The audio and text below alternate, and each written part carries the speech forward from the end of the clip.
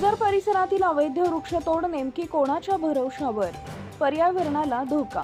बार्शीटाकळी तालुक्यातील पिंजर वन परिक्षेत्रात तसेच गावाशेजारी जिवंत वृक्षांची अवैध वृक्षतोड होत असल्यामुळे पर्यावरणाला फार मोठा धोका निर्माण झाला आहे.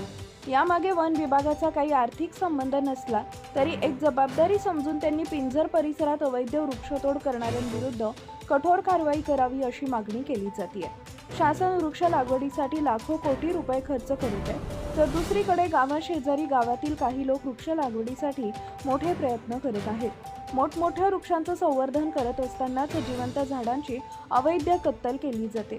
अत्यंत मनमानी हा कारभार सुरू असल्यानं फॉरेस्ट डिपार्टमेंट गुप्त माहिती घेऊन हा प्रकार थांबवावा, कारण मोठमोठ्या वृक्षांची अवैधपणे कत्तल होत असल्यामुळं पर्यावरणाला मोठा धोका निर्माण झाला आहे.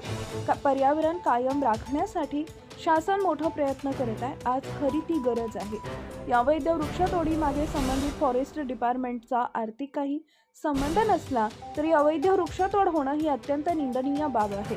त्यामुळे संबंधित अधिकाऱ्यांनी त्याची गुप्त माहिती घेऊन हा प्रकार थांबवावा आणि याबाबत कारवाई करावी अशी मागणी देखील करण्यात येते आहे. आपल्या परिसरातील ताज्या आणि महत्त्वाच्या बातम्या पाहण्यासाठी आजच आपल्या धुमाकूळ महाराष्ट्र न्यूजला YouTube वर सबस्क्राईब करा आणि बेल आयकॉन प्रेस करा.